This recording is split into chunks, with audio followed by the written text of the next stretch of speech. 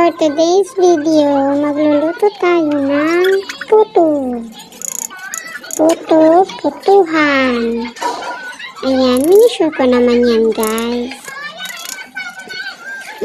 May margarine yan.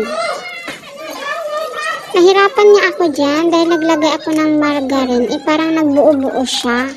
Hindi ko na alam, kundi yung ginawa ko, sinib ko na lang siya para mawala yung mga buo-buo.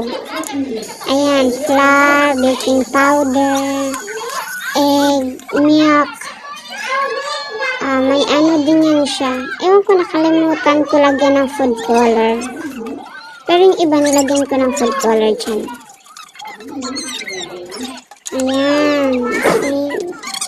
Color pink pala yung food color ko. Ayan, syempre, mga kulit. Nag-aabang ng puto.